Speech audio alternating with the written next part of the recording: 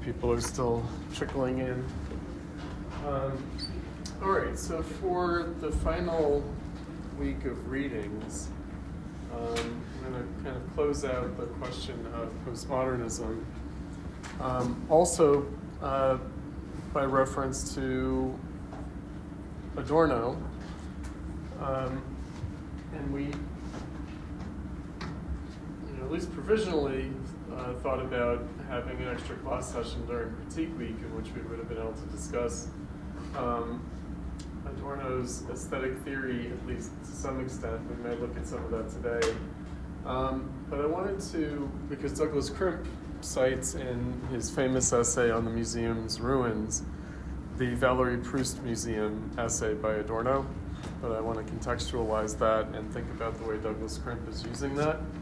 If we go all the way back to the very beginning of the semester, you'll recall that in the Visual Culture Questionnaire from 1996, Susan Buck-Morse ironically observed that artists in the kind of globalized capitalist world of neoliberalism in the post-Soviet era were keeping art alive by attacking the very institution that maintains the illusion that art exists, the museum.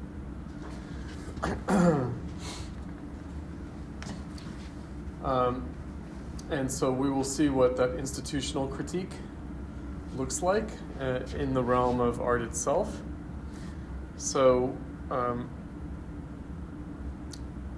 it goes back to another theme that we had early on in the semester, which is the relationship between modernism and the avant-garde. So they were more identified with each other in the 19th century, and in the 20th century they tended to come apart. So in the 20th century, the distinction between modernism and the avant-garde was the distinction between art that is about art versus art that is challenging its position in society. So modernism, art about art. So Manet as the first modernist painter, painting about painting, versus Gustave Courbet as the first avant-garde painter. So they're contemporaries. Courbet is a little bit earlier than Manet, where Courbet is questioning the place of painting in society. And this we traced through T.J. Clark and Michael Fried.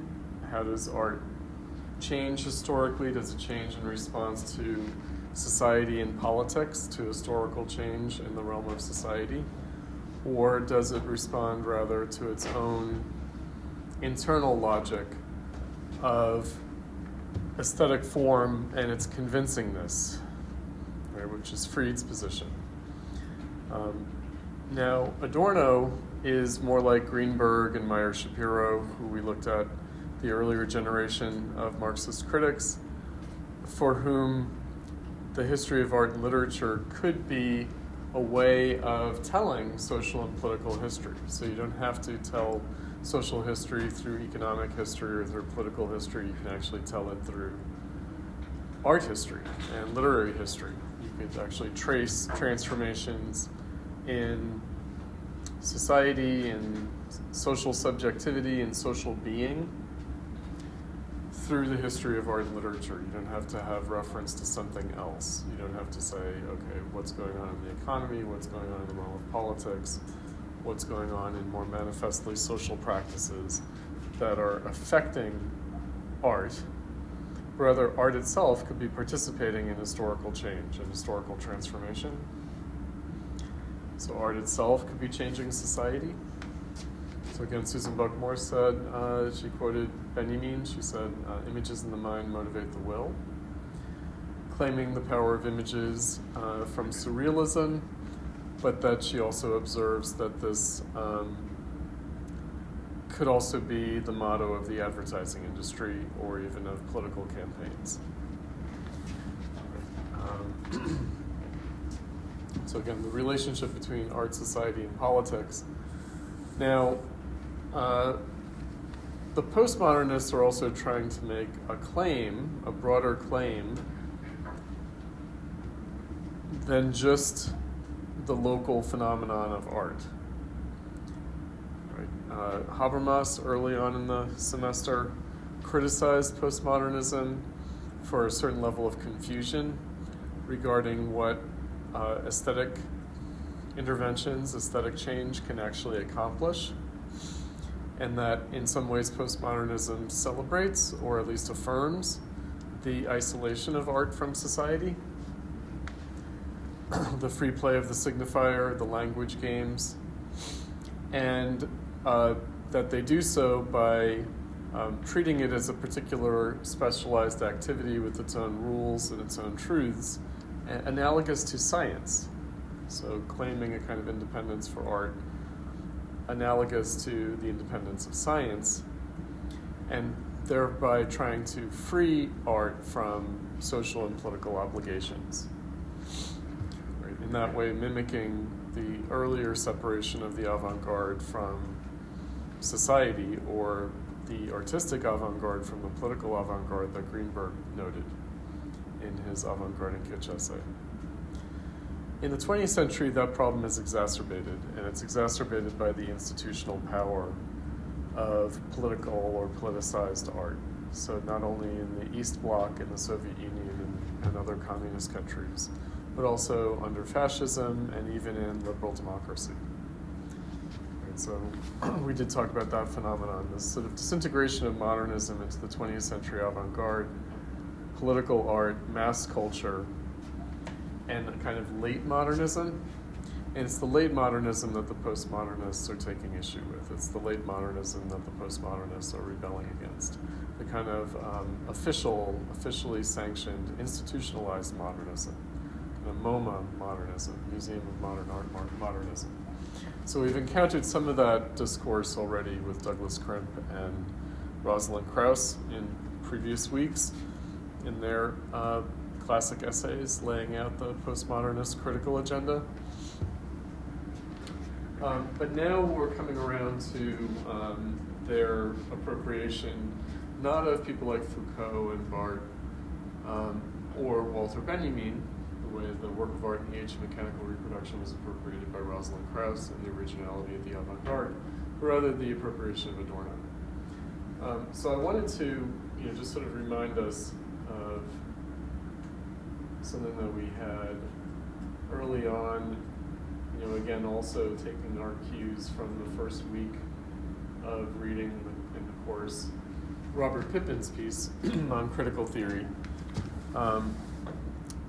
where he described the modern world of capitalism as fraught with oughts, meaning it's fraught. What is it fraught with? It's fraught with an unfulfilled potential, an unfulfilled possibility, an unrealized possibility. So the way Pippin describes it is how to say what is missing or absent in this new comprehensive form of modern life, namely capitalism. How to say what is not without saying nothing. Right, so, and the claim on our attention, the way he puts it, the claim on our attention of what is not the case yet, but could be, and indeed should be the case. So we talked about this with respect to Kant, and the is and the ought, the relationship between the is and the ought. What's the relationship between what is the case, what exists, and what ought to be the case, what could and should be the case? And that for Kant and others like Hegel, it was even for them the case that things are what they are in their actuality, not merely as they exist, but as they might become different than they are now. In other words, the truth of something is in how it might be transformed, rather than how it merely exists. And so I remind us of this only because we have a procedure that we introduced with Marx early on in the course. So we saw how Siegfried Krakauer is our first example of trying to write in such a way as to call attention to this. The immanent dialectical critique of phenomena, meaning the way the world appears to us. So again, as Pippin put it, it's no longer the traditional, the ancient distinction of essences and appearances. So it's not about true essences and false appearances, a kind of Platonic distinction between the noumenon and the phenomenon, but rather that the phenomenal world, where the world appears to us, appearances or semblances, the phenomena of the world, the manifest phenomena, are necessary. So they have a character of necessity to them. So they're necessary forms of appearance. Necessary forms of appearance of what? Of Geist, of spirit. So art as a spiritual activity, but also politics as a spiritual activity, a geistic activity. The way things appear in this realm are not merely accidental or arbitrary or mistaken, but have a necessary character. So they are necessary forms of appearance. They're also forms of appearance of necessity. But what kind of necessity? The necessity to change things. The necessity of freedom as a task of transformation, meaning the way the world appears to us tells us something about how it ought to be changed, how it must be changed. And that's the notion of critique.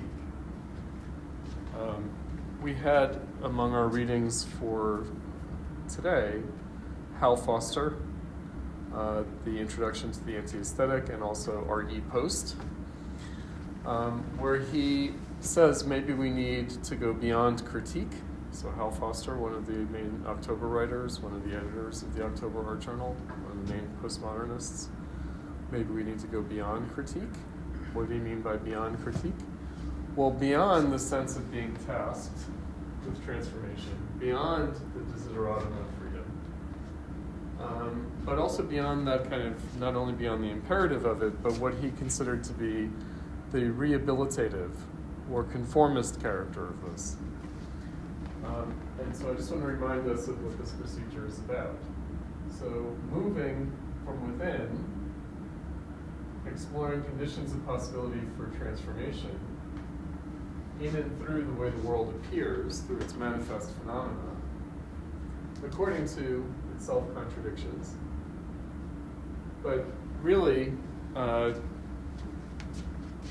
to realize possibilities, and that the world already does work this way, meaning the capitalist world already works this way. What makes this procedure appropriate is that it actually tells us the way things already change under capitalism. Capitalism moves through its theoretical and practical self-critique. It realizes its own possibilities in and through its own self-contradictions. So the postmodernists detect this. It's part of their anti-Hegelianism. Postmodernist anti-Hegelianism. This is the anti-Hegelianism of Foucault and Derrida and Deleuze and others. Because they see in the Hegelianism, including the Hegelianism of Marxism, the movement of things as they are. So society is already dialectical in capitalism, and maybe the point is to get beyond the dialectic, beyond the procedures of critique, which end up reinstantiating the problem.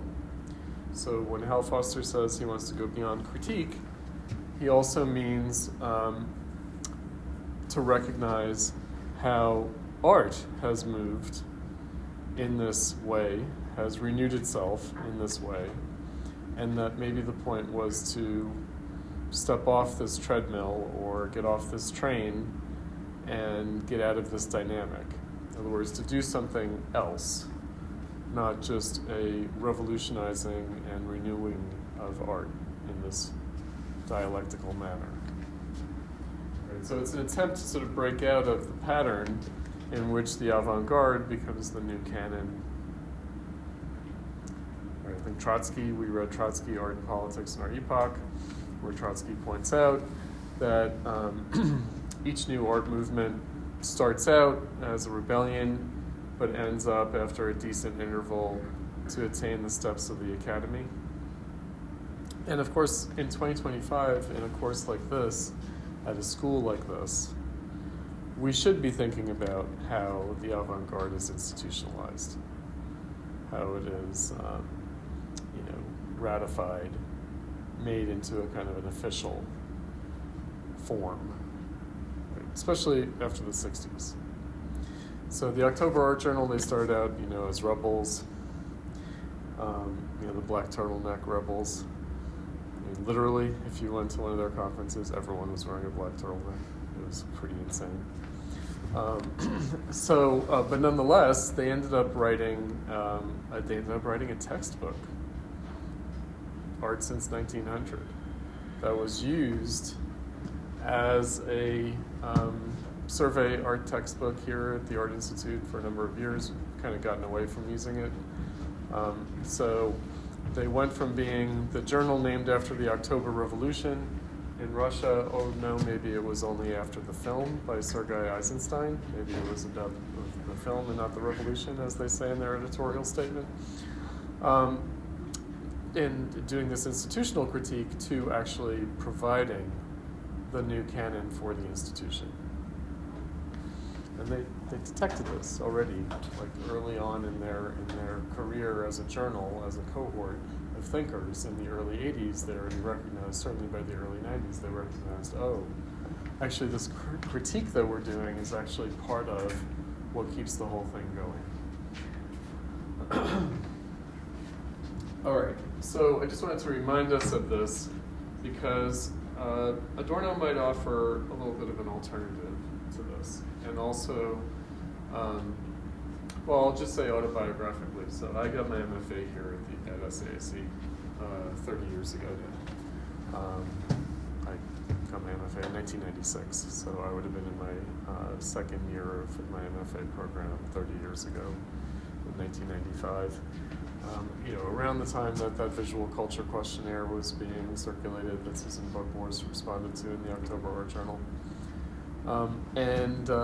It was at the height of postmodernism. Postmodernism was like everything. And I think I told you guys when I came back to teach here 10 years later, I thought, oh, it's so great that the fever dream of postmodernism has finally broken, and now we can open these questions up again. But maybe not. Maybe after I've been teaching here for 20 years, it turns out postmodernism is still the thing, the sort of the last paradigm. But Adorno kind of helped me out when I was an MFA student here.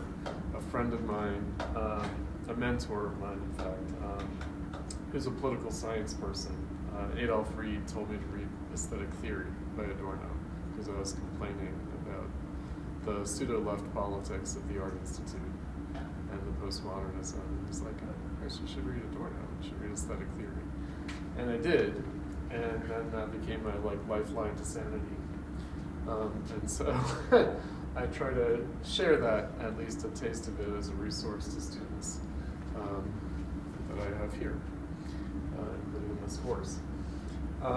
Meaning, Adorno, who was writing Aesthetic Theory, which he didn't finish before he died, it's a posthumously published text, in the 60s. So he was writing at the time of the emergence of postmodernism. It hadn't really been called that in critical discourse yet, but it was already manifesting as a phenomenon. So we talked about it in terms of Michael Fried's Art and Objecthood essay, and minimalist sculpture, or the specific objects of Donald Judd.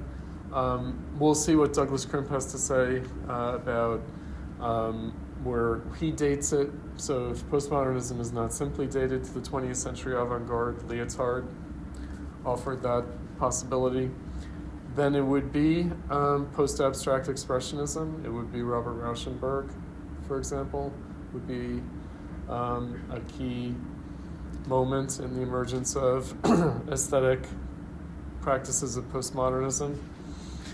Adorno is dealing with Fluxus, so he's in Germany, so he's dealing with Fluxus. He's also dealing with happenings. All right, so he's dealing with artists who are doing things that are not recognizable as artworks.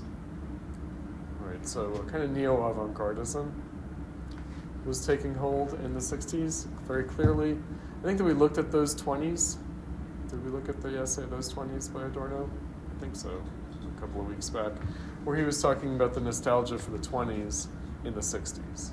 So he's writing in the early 60s and talking about how there was a nostalgia for the pre-Nazi era, for the Weimar Republic, as a period in which anything goes, in which everything is permitted, everything is possible.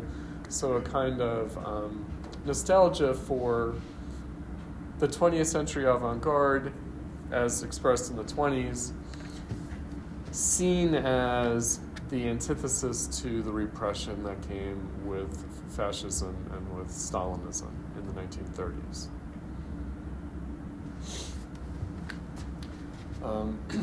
So Adorno sees that neo-avant-gardism happening in the 60s and tries to address it in terms of more fundamental questions about art.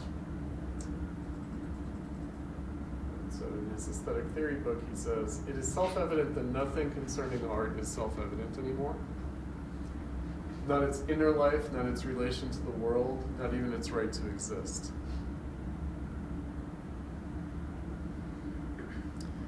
Recall that Trotsky said something similar in the 1938 piece, in Art and Politics in Our Epoch. He said, art's right to exist.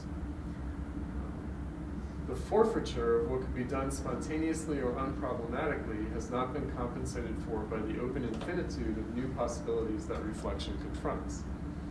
In many regards, expansion appears as contraction. The sea of the formerly inconceivable, on which around 1910 revolutionary art movements set out, did not bestow the promised happiness of adventure. Instead, the process that was unleashed consumed the categories in the name of that for which it was undertaken. More was constantly pulled into the vortex of the newly taboo. Everywhere artists rejoiced less over the newly won realm of freedom than that they immediately sought once again after ostensible yet scarcely adequate order. For absolute freedom in art, always limited to a particular, comes into contradiction with the perennial unfreedom of the whole. In it, the place of art became uncertain. The autonomy it achieved after having freed itself from cultic function and its images was nourished by the idea of humanity. As society became ever less a human one, this autonomy was shattered. Drawn from the ideal of humanity, art's constituent elements withered by art's own law of movement. Yet art's autonomy remains irrevocable. All efforts to restore art by giving it a social function, of which art is itself uncertain and by which it expresses its own uncertainty, are doomed. Indeed, art's autonomy shows signs of blindness. Blindness was ever an aspect of art. In the age of art's emancipation, however, this blindness has begun to predominate in spite of, if not because of, art's lost naivete, which, as Hegel already perceived, art could not undo. So the lost naivete of art recognized in Romanticism as it kind of wind up to modernism. Now, one of the models that he has for this return to order in the 1920s is from music, where Adorno wrote most of his criticism was in the realm of music because he himself was a musician. So he compared the Second Viennese School, Schoenberg, Webern, and Berg, their free atonality before World War I with the 12-tone system that Schoenberg developed after World War I, or serial music, S-E-R-I-A-L, serial music, serialism in music, 12-tone, which became extremely influential. Everybody adopted it to some extent or another. Right. So again, rather than developing on free atonality, there was a new order that was imposed already by the 1920s.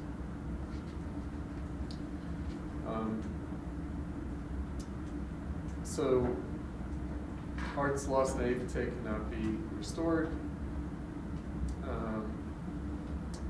This binds art, he writes, to a naivete of a second order, the uncertainty over what purpose it serves. It is uncertain whether art is still possible, whether, with its complete emancipation, it did not sever its own preconditions. So if we think about it in terms, again, of the Trotsky, art is a protest against reality. So maybe the very category of art is tied to its emancipation, and with its full emancipation, it loses its self-definition. So it's like bourgeois society in that sense. Bourgeois society is this emancipation from traditional civilization, but once it's achieved, it seems to contradict itself. It seems to be, to lose its raison d'etre. So here's a thought figure that we'll also see in the Valery-Proust Museum piece. Art is necessary, still necessary. It still is a necessary form of appearance. It's still a necessary form of appearance of spirit, of Geist, of consciousness of freedom. But in capitalism, it's also impossible. At least it's impossible to do art in the old bourgeois way, the Renaissance kind of humanistic way.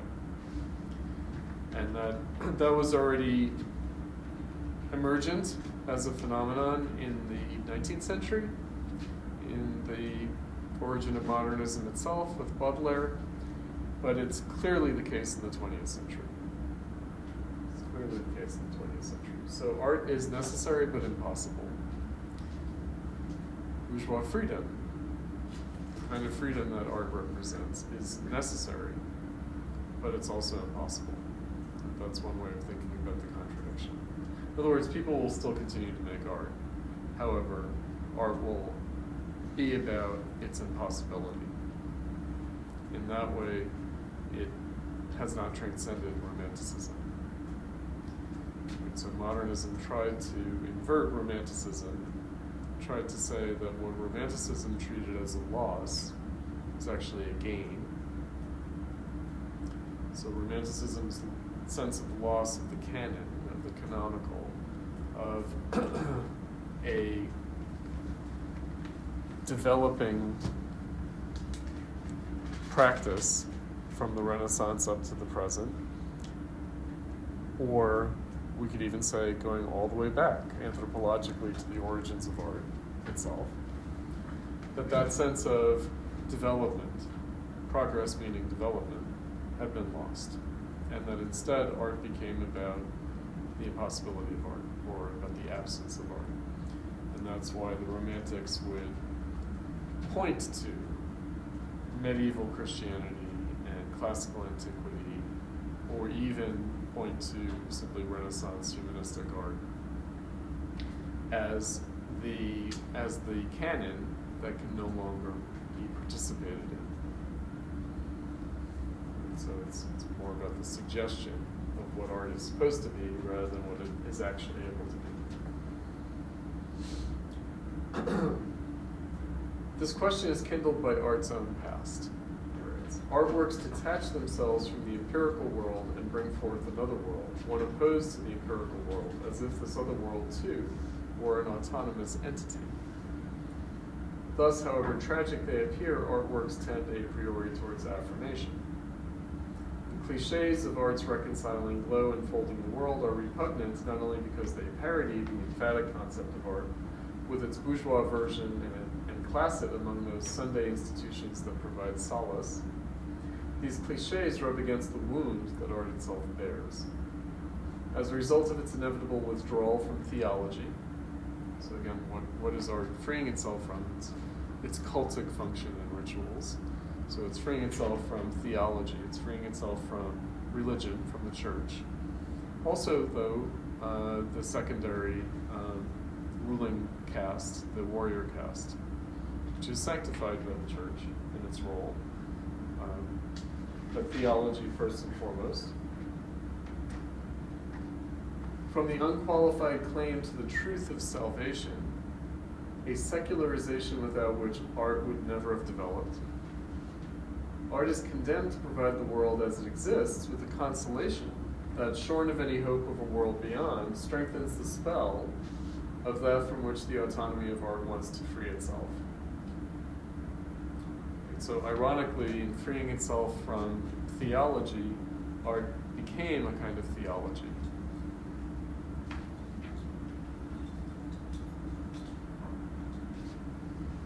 So art freed itself from a cult function only to end up becoming a cult of itself. So art for art's sake, l'art pour l'art, became a cult of art itself. And again, that didn't happen in the Renaissance. It didn't happen until rather late. L'art pour l'art is a phenomenon of the era of capitalism. And again, from the Marxist perspective that Adorno is writing from, The idea is that capitalism is a regression. It's a regression in bourgeois society. It's a regression from the emancipation and the enlightenment of bourgeois society. It's a recrudescence of a kind of traditionalism, ironically, but it's a kind of secularized traditionalism. So all the domains that are meant to express freedom from traditional civilization set up their own new kind of cultic character, art being foremost among them. Right? But this is a phenomenon of the regression of society and capitalism. And it does so under the rubric of freedom still, meaning art for art's sake, which sounds like a good humanistic idea, but ends up taking on a different character.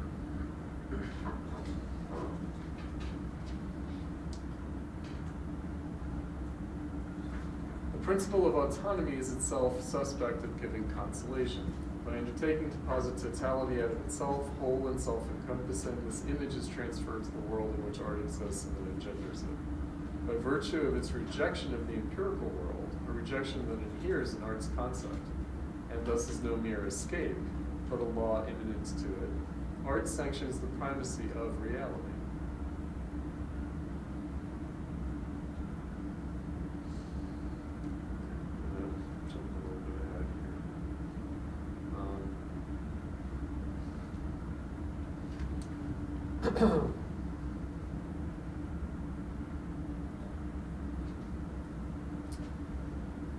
Prior to the emancipation of the subject, art was undoubtedly, in a certain sense, more immediately social than it was afterward. So when art had its cultic function, when it had its ritual aspect, it was more immediately social than it became. Its autonomy, its growing independence from society was a function of the bourgeois consciousness of freedom that was itself bound up with the social structure. Prior to the emergence of this consciousness, art certainly stood in opposition to social domination and its mores, but not with an awareness of its own independence. There had been conflicts between art and society desultorily ever since art was condemned in Plato's state. But the idea of a fundamentally oppositional art was inconceivable, and social controls worked much more immediately than in the bourgeois era, until the rise of totalitarian states. On the other hand, the bourgeoisie integrated art much more completely than any previous society had. Under the pressure of its intensifying nominalism, the ever-present yet latent social character of art was made increasingly manifest. This social character is incomparably more evident in the novel than it was in the highly stylized and remote epics of chivalry. The influx of experiences that are no longer forced into a priori genres, the requirement of constituting form out of these experiences, that is, from below. This is realistic in purely aesthetic terms, regardless of content. No longer sublimated by the principle of stylization, the relation of content to the society from which it derives at first becomes much less refracted, and this is not only the case in literature. The so-called lower genres too held their distance from society, even when, like Attic comedy, they made bourgeois relations and the events of daily life thematic. If, in one regard, as a product of the social labor of spirit, art is always implicitly a social fact. It's a Emile Durkheim sociological term, fate sociale. In becoming bourgeois art, its social aspect was made explicit. The object of bourgeois art is the relation of itself as artifact to empirical society. Don Quixote stands at the beginning of this development. And that reference is a little strange. So Don Quixote, the character, is himself a kind of an artifact because he's a aristocrat in the early bourgeois era who's lost his kind of purpose. Art, however, is social not only because of its mode of production, in which the dialectic of the forces and relations of production is concentrated, nor simply because of the social derivation of its thematic material. Much more importantly, art becomes social by its opposition to society, and it occupies this position only as autonomous art. And he has a phrase for this also. So the forces and relations of production, he calls aesthetic form a pure force of production. So he analogizes it to the industrial forces of production that contradict the bourgeois social relations of production. So again, what modernism ended up being condemned as in the 20th century, formalism, he understands as a symptom, as a phenomenon of capitalism, meaning that artists also experience the contradiction between making their work more humanistically oriented versus following the immanent logic of their own aesthetic form.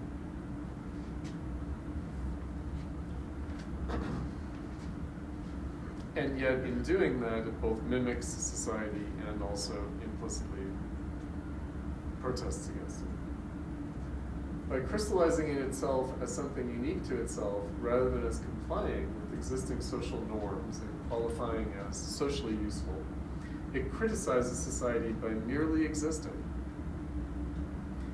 for which Puritans of all stripes condemn it. There is nothing pure, nothing structured strictly according to its own immanent law that does not implicitly criticize the debasement of a situation evolving in the direction of a total exchange society in which everything is heteronomously defined.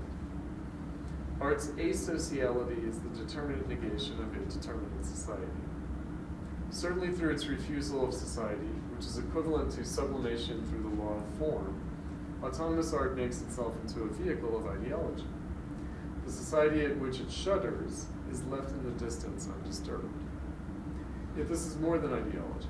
Society is not only the negativity that the aesthetic law of form condemns, but also, even in its most objectionable shape, the quintessence of self-producing and self-reproducing human life. And so the society does remain humanistic in a sense, even if it's almost as a secondary byproduct. Right? This society still supports more humans and supports the flourishing of more humans than any society ever has.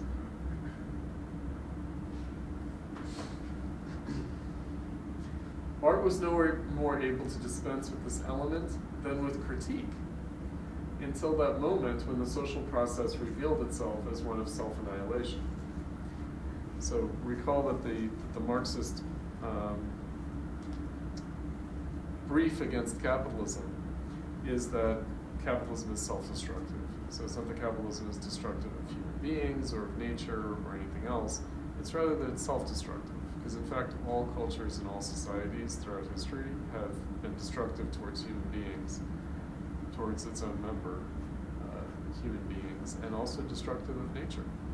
Even if capitalism has accelerated and intensified that destructiveness, still that wouldn't distinguish capitalism.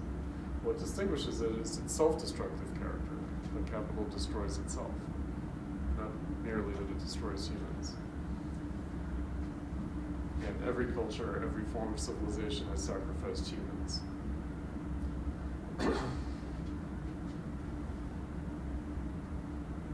It is not in the power of art, which does not make judgments, to separate these two elements intentionally.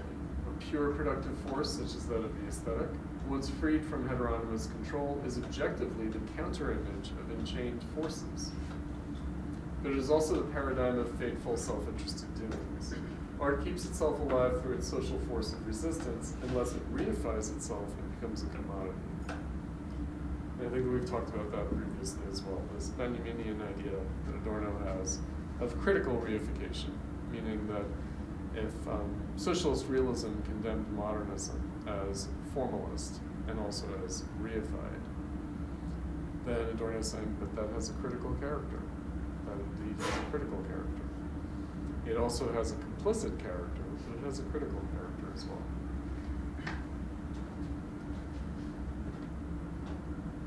So it goes beyond merely being a commodity by actually being even more fetishized than a commodity as an artwork. Its contribution to society is not communication with it, but rather something extremely mediated. It is resistance in which, by virtue of its inner aesthetic development, social development is reproduced without being imitated. At the risk of its self-alienation, radical modernity preserves art's immanence by admitting society only in an obscure form, as in the dreams with which our works have always been compared. So recall again Susan Buck-Morss from the first week, where she said, tomorrow's artists might opt to go underground. And what she meant by that was that artists would still continue to make art, but they would do so as cultural producers in which their own aesthetic commitments, their own commitments as artists to art per se, would have to be denied. Would have to be done surreptitiously, maybe even unconsciously. Right, so again, I went to school here as an MFA student. I know that generally speaking, artists have to justify their work in terms of social responsibility. Right, so there's a kind of cultural and political, or cultural political imperative to justify one's work via social responsibility or social justice, which pretty much annihilates why one is an artist and not just an activist. So there are more direct and effective ways of fighting for social justice and acting in a socially responsible way or in a politically responsible way. Doing it through art is a very bizarre way of doing it. And so, again, the idea being that what inspires artists might be art, might not be social and political imperatives, and might also not merely be culture. Right, so when artists are not justifying their work according to criteria of social responsibility, they will justify their work as expressing their culture. But you can be a member of a culture without being an artist. It's not necessary to be an artist to participate or uphold a culture. So again, art per se, how does that justify itself? So to be driven underground doesn't mean that it's gone, doesn't mean that it doesn't exist, it just means it's unacknowledged.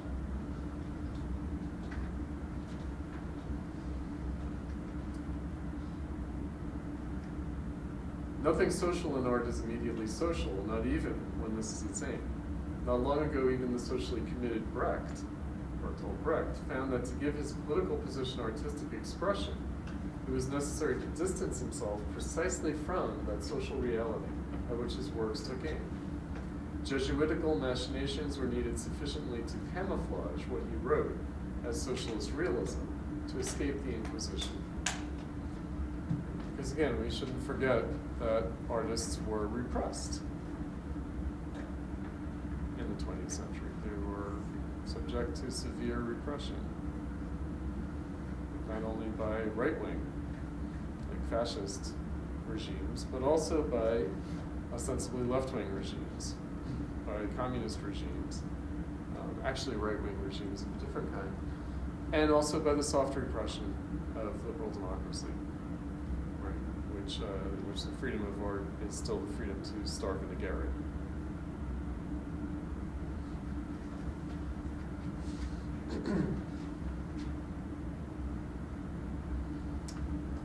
Jump ahead here to the very end, and then we'll look at the Valery-Proust Museum.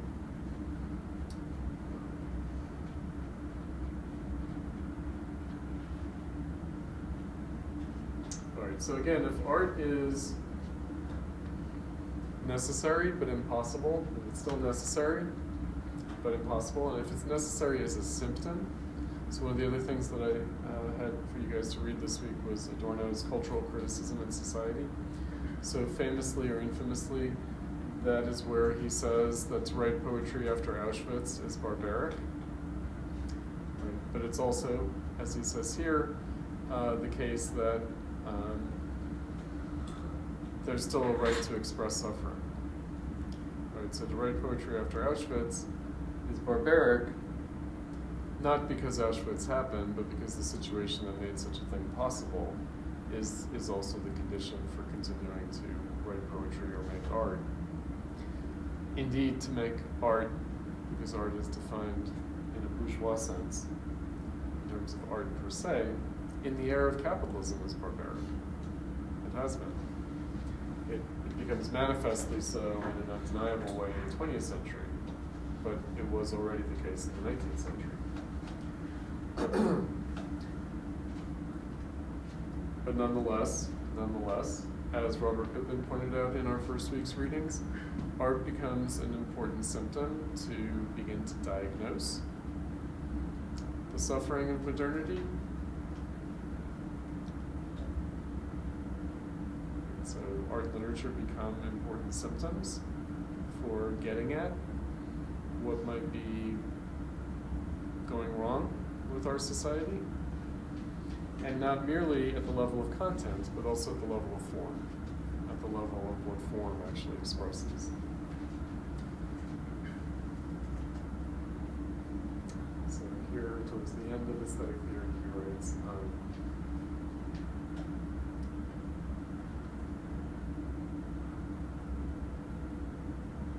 the innervation of what is historically possible, for it is essential to the artistic form of reaction. In art, substantiality means just this. If for the sake of a higher social truth, art wants more than the experience that is accessible to it and that it can form, that experience becomes less, and the objective truth that it posits as its measure collapses as a fiction that patches over the fissure between subject and object. So if you recall again Susan Buck-Morse from the first week's reading, artists' work is to sustain the critical moment of aesthetic experience, and the work of critics or of theorists is to recognize this. Adorno says, they are so falsely reconciled, subject and object, by a trumped-up realism, the most utopian fantasies of a future art would be unable to conceive of one that would once again be realistic without falling back into unfreedom. Art possesses its other immanently, because like the subject, immanence is socially mediated in itself. It must make its latent social content eloquent. It must go within in order to go beyond itself. It carries out the critique of solipsism through the force of externalization in its own technique, as the technique of objectivation. By virtue of its form, art transcends the impoverished and trapped subject. What wants willfully to drown out its entrapment becomes infantile and makes out of its heteronomy a social ethical accomplishment.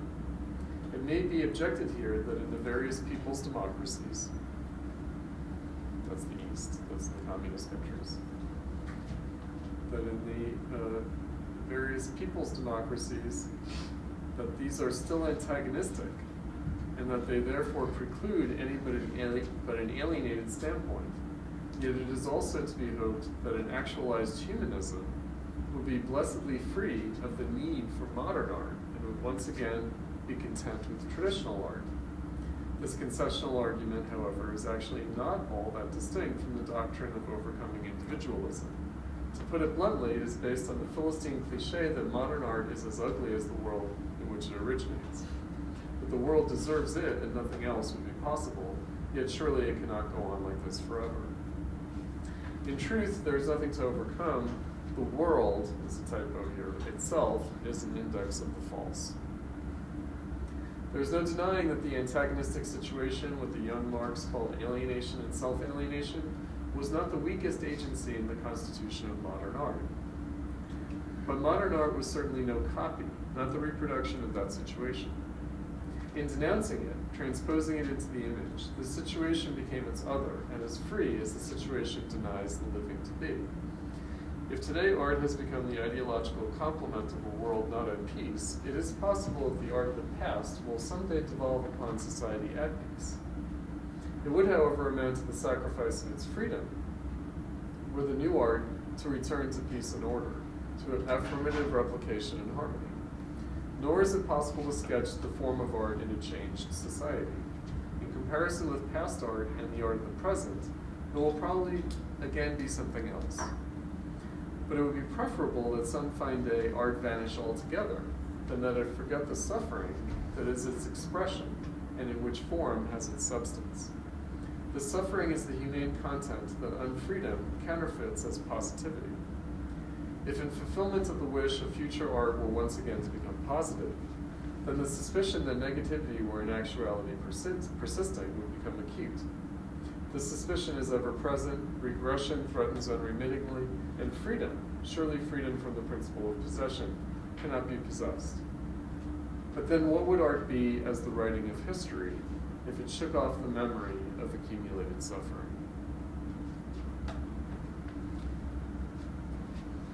I think that we addressed this question of suffering earlier in the semester when we looked at Benjamin's theological and political fragment and the theses on the philosophy of history, on the concept of history.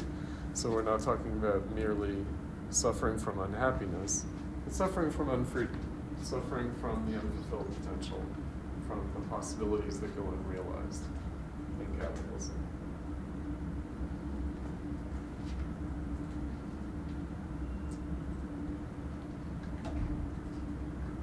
The Valery-Proust Museum.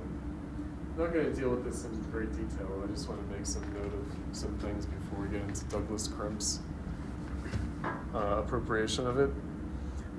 So the basic idea of the essay is that we have these two writers from the turn of the 20th century, the late 19th and early 20th century, so in the period of high modernism.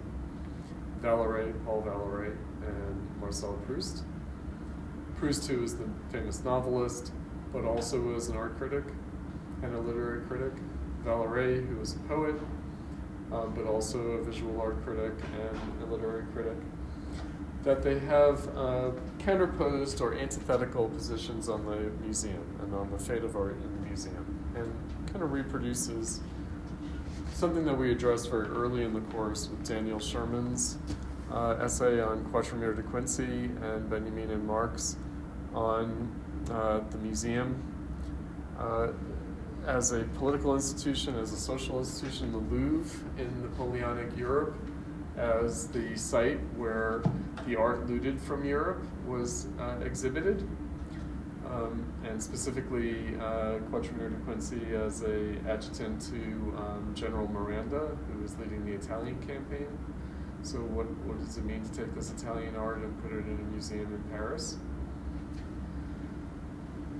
Right, so the antithetical position on art in the museum is that the museum is where art goes to die, versus the museum is where art has its essential afterlife. Right, so art sort of dies, and by virtue of its death, it goes to the museum, or maybe art can only actually live in its afterlife in the museum. So that's basically the Valery position and the Proust position. So what if, again, to use Susan Buck-Morse's language, the museum is the essential institution that maintains the illusion that art exists?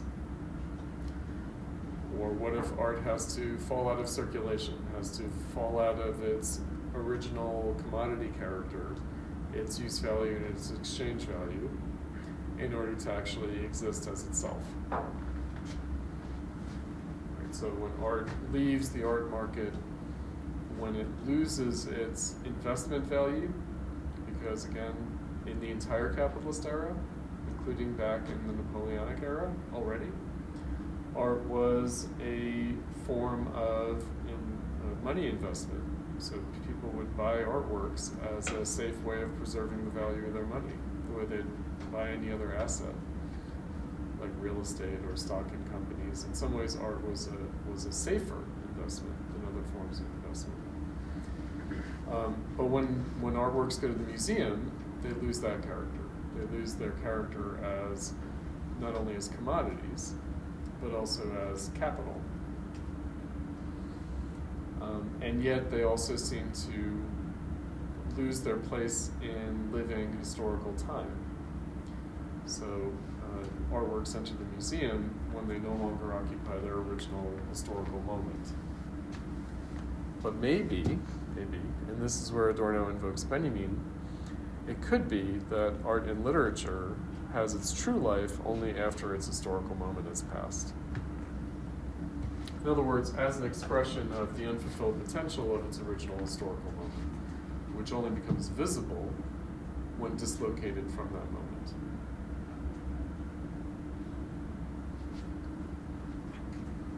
Right, so again, the immanent dialectical critique, art is dead when it's in the museum, art is only really alive when it's in the museum. Art is only really alive as itself when it's in the museum. There's also, of course, the question of how and where we can experience art. So unless you are a wealthy person or from a wealthy family or in those circles, unless one is in an institutional environment, such as School of the Art Institute of Chicago, one doesn't really see contemporary art other than in galleries where it's up for sale because it's owned by private collectors. So I had a very strange experience a number of years ago.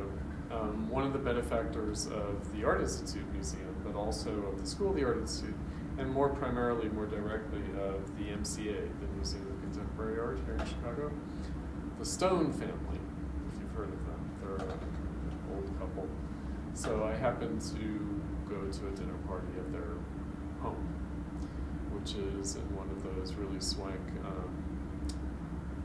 apartment blocks on Lakeshore Drive, where it turns, near the Drake Hotel, right? So this is like huge apartment block, and basically it looks like an ordinary apartment block, but it really isn't, because each floor is like a total unit, and so each entranceway has its own elevator exclusively to one unit, right? So anyway, you go in there, and I was shocked to find an apartment full of contemporary art.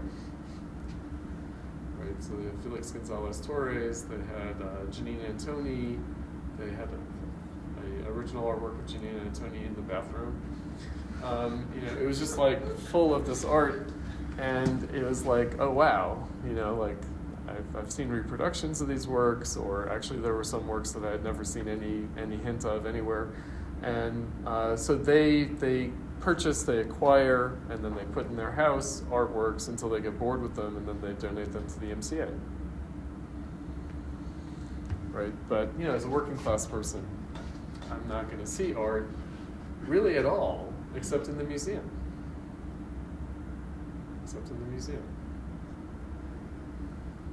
So, and art museums have that art education for the masses. So you see the school buses dropping off the children at the Art Institute Museum, right?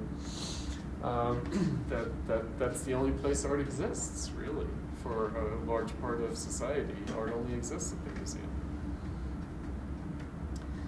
right? But paradoxically, because it only exists in the museum when it's become historical,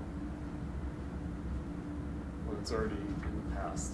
So when it's already been rendered safe, in a certain sense. Now, of course, this is what Douglas Crimp is addressing, attacking, with this kind of semi-manifesto-ish article, very famous article, on the museum's ruins. Now, we've already encountered him in The End of Painting, carrying on in this way, seeming to celebrate the end of painting, seeming to celebrate the implosion of the rationale of the museum.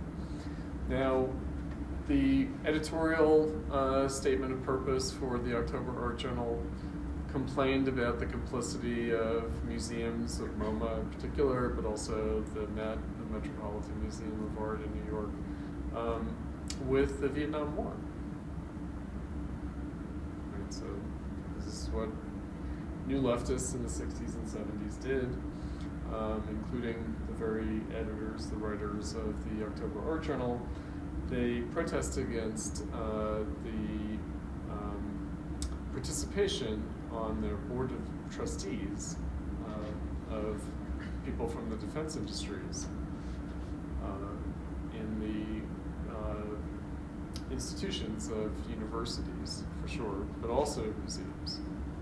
Right, so students protest their local institution, the college or the university they're attending, and artists protest the museum, and maybe art historians, art curators, they protest the museum. These institutions that are kept afloat by capitalism, by their complicity with its bad practices, including things like the war industry, or the military-industrial complex. All right, so he quotes Adorno here as his epigraph. The German word museal, museum-like, has unpleasant overtones. It describes objects to which the observer no longer has a vital relationship and which are in the process of dying. They owe their preservation more to historical respect than to the needs of the present. Museum and mausoleum are connected by more than phonetic association. Museums are like the family sepulchres of works of art.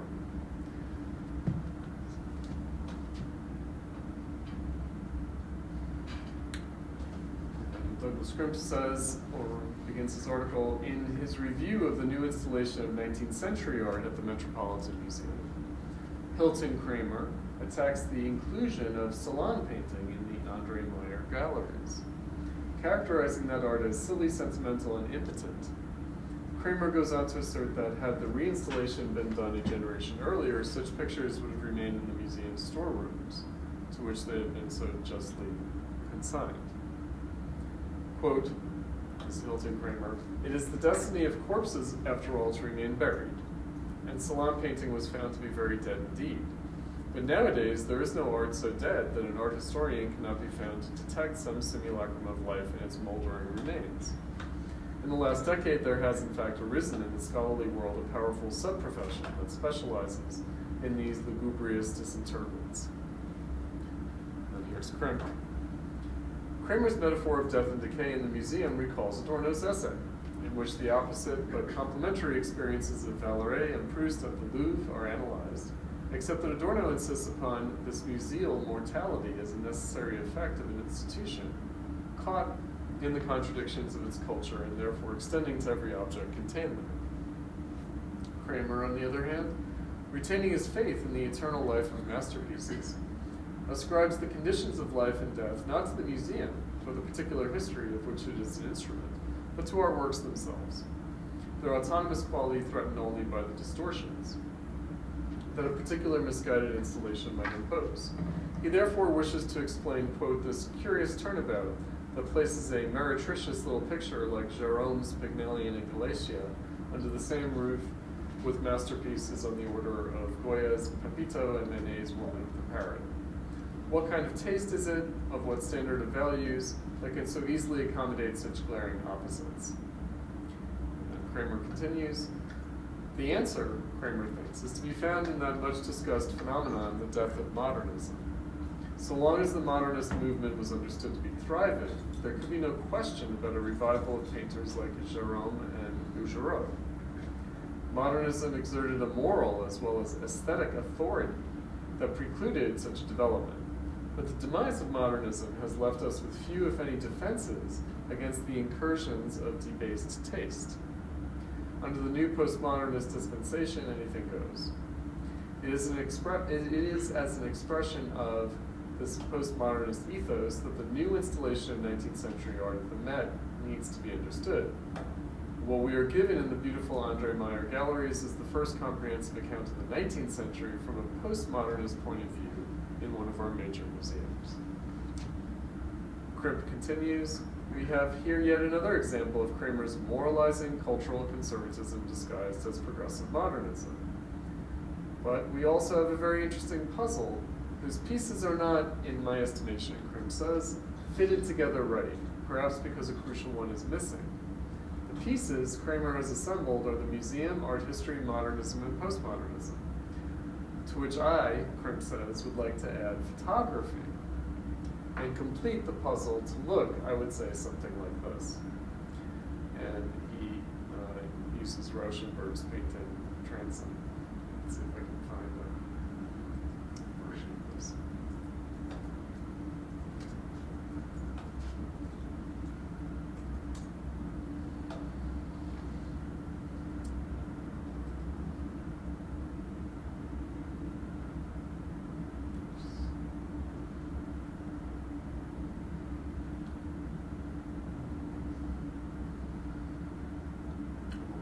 Hesitant to click on the Christie's. Well, let's see.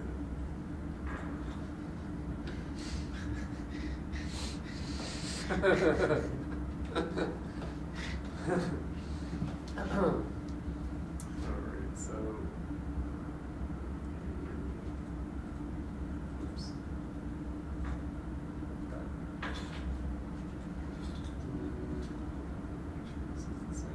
Okay,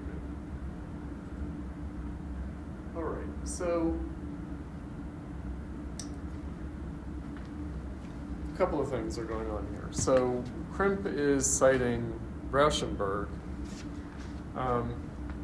as a counter to Hilton Kramer. So he's bringing up an example to challenge the narrative that Hilton Kramer is giving of the loss of the modernist tradition and the eruption of debased taste under the rubric of postmodernism. So why?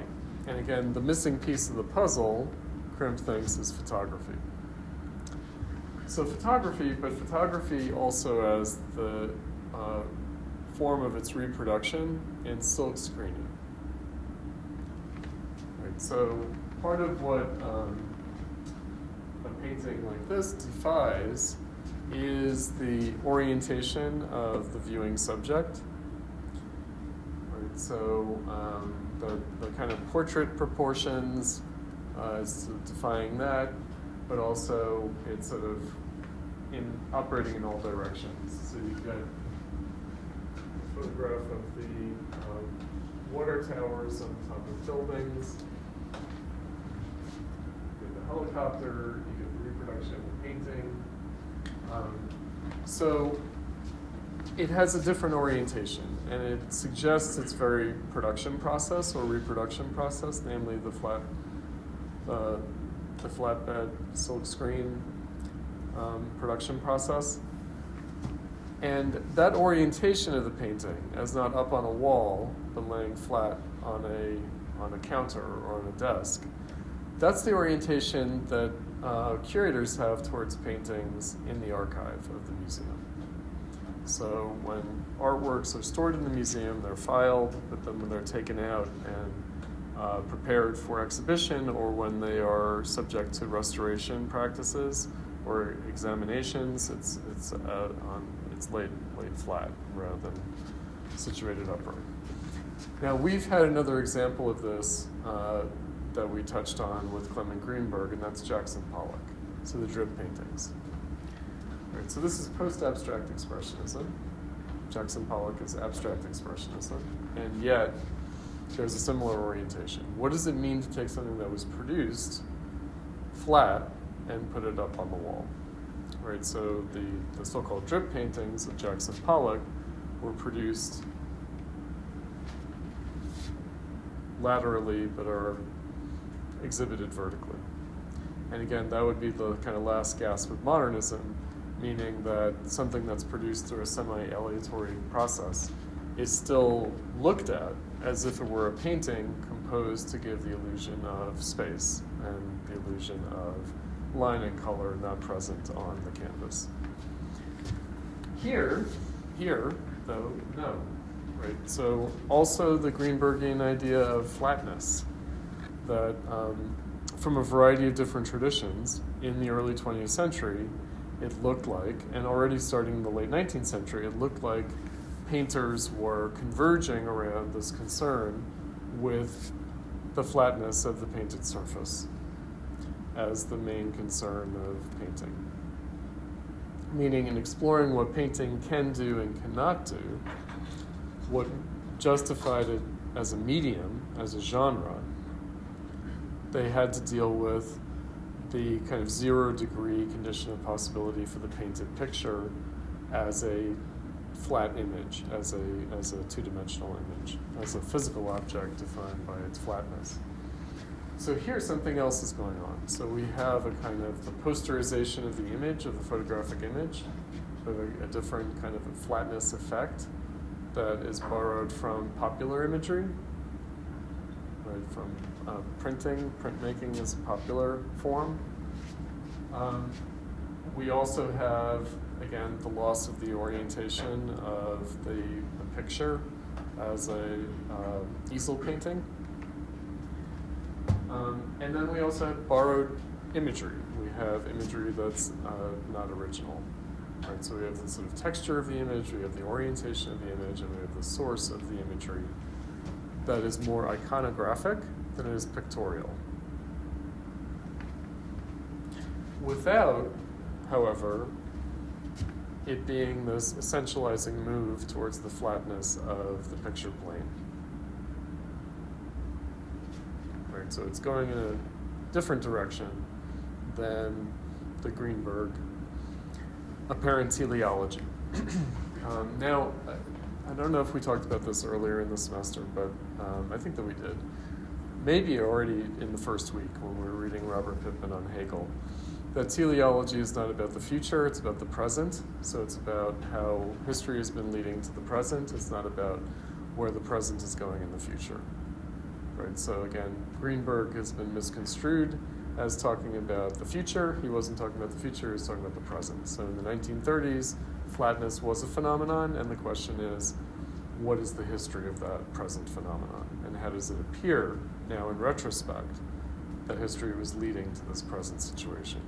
It did not mean that at all. Very explicitly, he said in what we read in this course, he thought that flatness was a transitional phase, not a permanent endpoint. Not a permanent endpoint. Not at all. That it was a phase that painting was going through that needed to be understood. And as a symptom, in other words, not as something to be looked at critically rather than celebrated. Nonetheless, it was taken as not descriptive and teleological in the sense of the present, but was taken as normative, as like, oh, painters should be emphasizing the flatness of the picture plane, etc. That's not what Greenberg meant, but nonetheless, it did exert this influence. Now, Jackson Pollock I mentioned only because he's also famously or infamously a painter championed by Greenberg, in fact. But was Jackson Pollock's paintings or his paintings about flatness? Maybe, maybe not. Perhaps not. And so, again, this question of a late modernism or an early postmodernism, right? That's like this kind of 50s and 60s Rauschenberg moment seems to pose as the question. So it looks like this is a painting not about painting in the Manet modernist sense, nor is it in the more traditional avant-garde sense of immediately questioning art's relation to society. This seems to be a painting that's about the condition of art in the museum itself. Right, so where Crimp goes with this is to say that the museum could be understood as a physical institution for an aesthetic experience, or it could be understood more virtually as a library of images, as a kind of archive of images. And again, that's what this Rauschenberg would seem to suggest. Right, so this is an artwork that calls attention, in Crimp's view, to the actual status of the museum as not just a physical institution, but more conceptually, more virtually, a archive of images. And also how we make sense of that archive of images, how we organize that archive of images, how we establish values in that archive of images, how we order and render hierarchical that archive of images. Right, so this seems to speak to that. It seems to defy that. It seems to say, how could you possibly make a hierarchy out of the archive of images? This is what Crimp likes about Rauschenberg. And he says, for I want to claim that Rauschenberg's art, using the medium of photography and at the threshold of postmodernism, enacts a deconstruction of the discourse of the museum, of its pretensions to anything we could possibly call knowledge. And again, he brings in Foucault as well. One of the early instances of the term postmodernism as applied to the visual arts occurs in Leo Steinberg's Other Criteria, in the course of a discussion of Rauschenberg's work and its transmutation of the picture surface into what Steinberg calls a flatbed, referring significantly to a printing press. This flatbed picture plane is an altogether new kind of picture surface, one that affects, according to Steinberg, a radical shift from nature to culture. That is, it is a surface which can receive a vast and heterogeneous array of cultural images and artifacts that had not been compatible with the pictorial field of either pre-modernist or modernist painting. A modernist painting retains a natural orientation to the spectator's vision, which the postmodernist picture abandons. Although it is doubtful that Steinberg had a very precise notion of the far-reaching implications of his term, postmodernism, a term now used extremely promiscuously, his reading of the revolution implicit in Rauschenberg's art can be both focused and extended by taking this designation seriously. Presumably unconsciously, Steinberg's essay suggests important parallels with the archaeological enterprise of Michel Foucault. Not only does the very term postmodernism imply the foreclosure of what Foucault would call the episteme or archive of modernism, but even more specifically, by insisting upon the radically different kinds of picture surfaces upon which different kinds of data can be accumulated and organized, Steinberg selects the very figure that Foucault uses to represent the incompatibility of historical periods, the tables upon which their knowledge is tabulated. Foucault's project involves the replacement of those unities of humanist historical discourse such as tradition, influence, development, evolution, source, and origin, with concepts like discontinuity, rupture, threshold, limit, series, and transformation. Thus, in Foucault's terms, it is the surface of a Rauschenberg painting. If the surface of a Rauschenberg painting truly involves the kind of transformation that Steinberg claims it does, then it cannot be said to evolve from or in any way be continuous with a modernist picture surface. And if Rauschenberg's flatbed pictures are experienced as affecting such a rupture or discontinuity with the modernist past, as I believe they do, Crimp says, and as I think do the works of many other artists at the present, then perhaps we are indeed experiencing one of those cataclysmic ruptures in the epistemological field that Foucault describes, a rupture as thorough as that which separates the age of classicism, the 17th and 18th centuries, from the age of modernism, the analysis of wealth from economics, natural history from biology, general grammar from philology. But it is not, of course, only the epistemological field that is unrecognizably transformed at certain moments in history. New institutions of power, as well as new discourses, arise. Indeed, the two are interdependent. Foucault is concentrated on modern institutions of confinement, the asylum, the clinic, and the prison.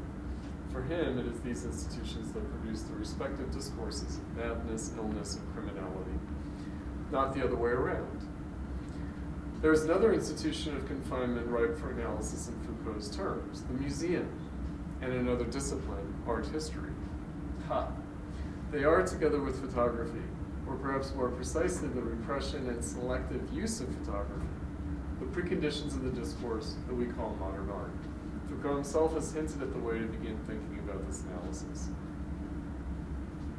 And we've looked at Titian's Venus of Urbino and the remake by Manet with Olympia. Right, but what does Crimp say about this? So I emphasized how, in order to achieve what Titian achieved in the Venus of Urbino, Manet had to do it differently. Right? He had to try to do for his time what Titian had done for his own time. So Titian, as a Renaissance artist, produced a painting that was about the erotics of looking, the nude, in a way that necessarily was different in the 19th century, at least according to Baudelaire, and presumably Manet accepted what Baudelaire said. Right, so let's see by comparison. So in order to achieve the effect of the old masterpiece, it had to be done differently. But it was not a send-up. So Manet's Olympia is not a send-up. It's not a deconstruction of Titian. It's an attempt to authentically reinstantiate the power of painting, but appropriate to a new kind of experience, a new psychology, a new realm of feeling, a new erotics, in fact. The beginning of modernism in painting is usually located in Manet's work of the early 60s, the 1860s, Crimp writes, in which painting's relationship to its art historical precedents was made shamelessly obvious. Titian's Venus of Urbino is meant to be as recognizable a vehicle for the picture of a modern courtesan in Manet's Olympia, as is the unmodeled pink paint that composes her body. It's not a modern courtesan, it's a modern prostitute. Just 100 years after Manet problematized painting's relationship to its sources, Rauschenberg made a series of pictures using the images of Velázquez's Rokeby Venus and Rubens' Venus at her toilet. But Rauschenberg's references to these old masters' paintings is affected entirely differently from Manet's. While Manet duplicates the pose, composition, and certain details of the original in a painted transformation, Rauschenberg simply silkscreens a photographic reproduction of the original onto a surface that might also contain such images as trucks and helicopters. And if trucks and helicopters cannot have found their way onto the surface of Olympia, it is obviously not only because such products of the modern age had not yet been invented. More crucially, it is because of the structural coherence that made an image-bearing surface legible as a picture at the threshold of modernism, as opposed to the radically different pictorial logic that obtains at the beginning of postmodernism. Just what it is that constitutes the particular logic of a Manet painting is discussed in an essay by Foucault about Flaubert's Temptation of St. Anthony. Here's Foucault, quoted by Crimp. The Luncheon on the Grass and Olympia were perhaps the first museum paintings, the first paintings in European art that were less a response to the achievement of Giorgione, Raphael, and Velázquez than an acknowledgement, supported by the singular and obvious connection, using this legible reference to cloak its operation, of the new and substantial relationship of painting to itself, as a manifestation of the existence of museums and the particular reality and interdependence that paintings acquire in museums. So the idea is that Manet was painting Olympia and also the Luncheon on the Grass, for the salon, for the capital S salon. Right, the small S salon paintings that Hilton Kramer was complaining about, that's more like the popular commodity paintings for households. Small S salon different from capital S salon. That Manet was painting for the Louvre, he was painting for the official jury competition, and he was aiming his work for the museum directly. In the same period, The Temptation was the first literary work, this is Flaubert, the first literary work to comprehend the greenish institutions where books are accumulated and where the slow and incontrovertible vegetation of learning quietly proliferates. Flaubert is to the library what Manet is to the museum. So Flaubert is writing in such a way that his book is aimed at the library, and Manet is painting in such a way that's aimed at the museum. They both produced works in a self-conscious relationship to earlier paintings or texts, or rather to the aspect of painting or writing that remains indefinitely open. They erect their art within the archive. They were not meant to foster the lamentations, the lost youth, the absence of vigor, and the decline of inventiveness through which we approach our Alexandrian age, but to unearth an essential aspect of our culture. Every painting now belongs within the squared and massive surface of painting, and all literary works are confined to the indefinite murmur of writing. So we read What is an Author by Foucault, as well as the essay that he responds to there by Roland Barthes, The Death of the Author. Right. So, and I was going to mention this, the Alexandrian Age. So Clement Greenberg wrote that both the avant-garde and the kitsch artworks are responses to Alexandrianism. And Alexandrianism is what other Marxists would simply call the barbarism of bourgeois society and capitalism. Namely, its decadent or decline character, in which, like the Library of Alexandria in the ancient Mediterranean world, knowledge becomes something that you find in a library, art is something that you find in a museum. In other words, art and literature are dead as practices, and they don't really exist in a living relationship with life, with society in their historical moment, but rather are responding to something that you find in a library or a museum. So literature is in dialogue not with other living literature, but with the dead literature of the past. Painting is not in dialogue with living painting or visual culture or art of the present, but with the past, with the art of the museum. Right, so Alexandrianism, which Greenberg had defined by its lack of life, but really that all that is possible is small changes in technical practices rather than substantial changes. Crimp writes, at a later point in this essay, Foucault says that St. Anthony seems to summon Bouvard and Pécuchet, at least to the extent that the latter stands as its grotesque shadow. And Crimp continues, if the temptation points to the library as the generator of modern literature, then Bouvard and Pécuchet fingers it as the dumping grounds of an irredeemable classical culture. Bouvard and Pécuchet is a novel that systematically parodies the inconsistencies, irrelevancies, the massive foolishness of received ideas in the mid-19th century. Indeed, a dictionary of received ideas was to comprise part of a second volume of Flaubert's last unfinished novel.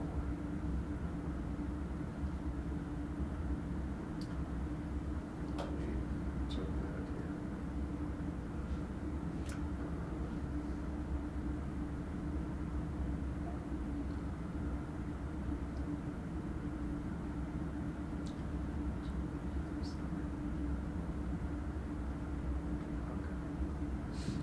To get to the Andrew Malraux.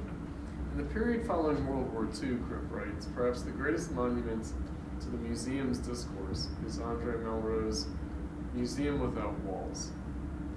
If Bouvard and Pécuchet is a parody of received ideas in the mid-19th century, the Museum Without Walls is the hyperbole of such ideas in the mid-20th.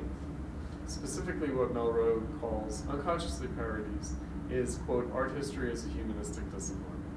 For Malraux finds in the notion of style the ultimate homogenizing principle, indeed the essence of art, hypostasized, interestingly enough, through the medium of photography. Any work of art that can be photographed can take its place in Malraux's super museum. But photography not only secures the admittance of objects, fragments of objects, details, etc. to the museum, it is also the organizing device. It reduces the now even vaster heterogeneity to a single perfect similitude. Through photographic reproduction, a cameo takes up residence on the page next to a painted tondo and a sculpted relief. A detail of a Rubens in Antwerp is compared to that of a Michelangelo in Rome. The art historian's slide lecture, the art history student's slide comparison exam, belong to the Museum Without Walls. In a recent example provided by one of our most eminent art historians, the oil sketch for a tiny detail of a cobblestone street in Paris, a rainy day, painted in the 1870s by Gustave Caillebotte, occupies the left-hand screen, while a painting by Robert Ryman from the Windsor series occupies the right. And presto, they are revealed to be one and the same. But what kind of knowledge is it that this artistic essence style can provide? Here is Malraux. Quote, reproduction has disclosed the whole of world sculpture.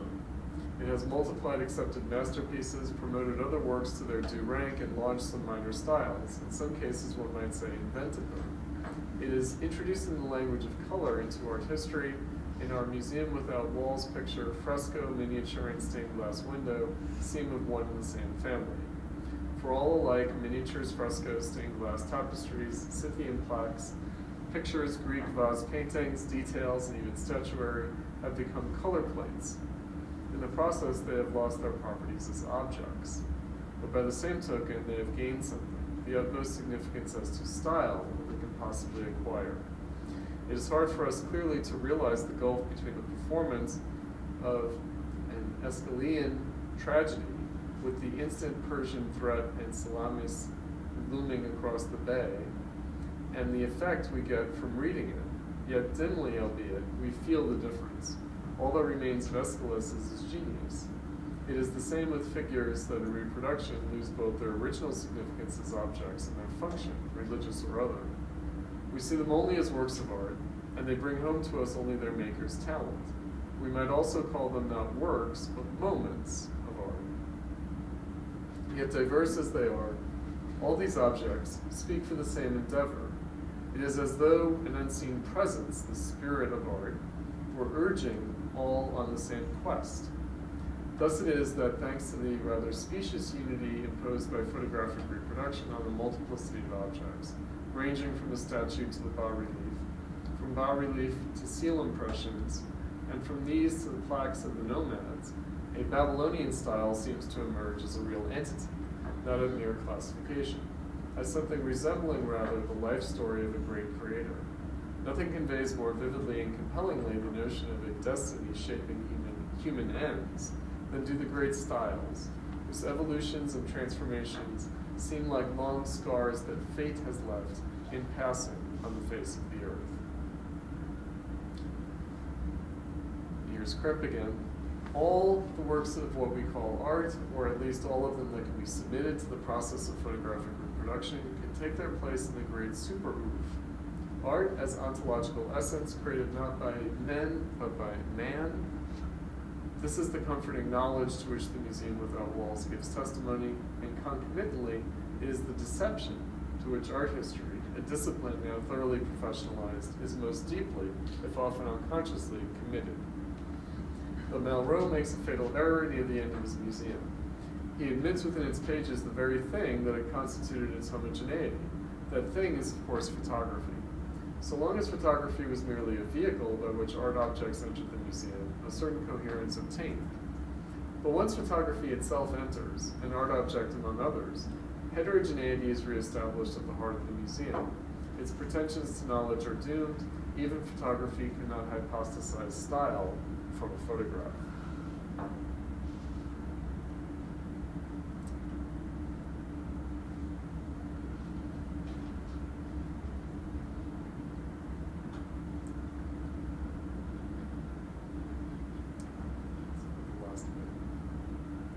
In Flaubert's Dictionary of Received Ideas, the entry under photography reads, "will make painting obsolete." See daguerreotype. And the entry for daguerreotype reads, in turn, will take the place of painting. See photography. No one took seriously the possibility that photography might usurp painting. Less than half a century after photography's invention, such a notion was one of those received ideas to be parodied. In our century, until recently, only Walter Benjamin gave credence to the notion, claiming that inevitably photography must have a truly profound effect upon art, even to the extent that the art of painting might disappear, having lost its all-important aura through mechanical reproduction. And remember what aura means. It means presence in time and space. A denial of this power of photography to transform art continued to energize modernist painting through the immediate post-war period in America, so ABEX. But then, in the work of Rauschenberg, photography began to conspire with painting in its own destruction. While it was only with slight discomfort that Rauschenberg was called a painter throughout the first decade of his career, when he systematically embraced photographic images, in the early 60s, it became less and less possible to think of his work as painting. It was instead a hybrid form of printing. Rauschenberg had moved definitively from techniques of production, combines, assemblages, to techniques of reproduction, silk screens, transfer drawings. And it is that move that requires us to think of Rauschenberg's art as postmodernist. Through reproductive technology, postmodernist art dispenses with the aura, dispenses with presence. The fantasy of a creating subject gives way to the frank confiscation, quotation, excerptation, accumulation, and repetition of already existing images. Notions of originality, authenticity, and presence, essential to the ordered discourse of the museum, are undermined. Rauschenberg steals the Rokeby Venus and screens her onto the surface of Crocus, which also contains pictures of mosquitoes in a truck, as well as a reduplicated Cupid with a mirror. She appears again twice in Transom, now in the company of a helicopter, and repeated images of water towers on Manhattan's rooftops. In Bicycle, she appears with the truck of Crocus and the helicopter of Transom, but now also a sailboat, a cloud, and an eagle. She reclines just above 3 Cunningham dancers in Overcast 3, and atop a statue of George Washington and a car key in Breakthrough. The absolute heterogeneity that is the purview of both museum and of photography is spread across the surface of every Rauschenberg work. More importantly, it is spread from work to work. Malraux was enraptured by the endless possibilities of his museum without walls, by the proliferation of discourses it could set in motion, establishing ever new series of iconography and style simply by reshuffling the photographs. That proliferation is enacted by Rauschenberg. Malraux's dream has become Rauschenberg's joke. But of course, not everyone gets the joke. And so we are still told that order can be made of this stuff. The rebus can be read. It reads, in fact, quote, that reproduces sundry cases of childish and comic coincidences to be read by eyes opened finally to a pattern of abstract problems. Bouvard and Pécuchet would surely be confused.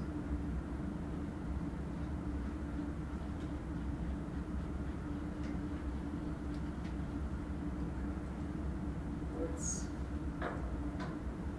take a short break. Come back in 5 or 10 minutes. Let's resume. So I want to look at these 2 Hal Foster pieces, at least briefly look at some passages from the Introduction to the Anti-Aesthetic and Valery-Proust.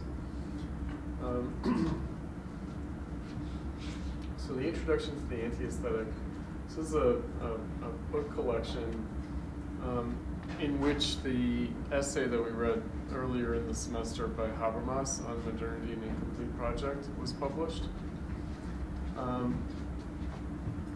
Here's what Hal Foster has to say about everything collected in that book.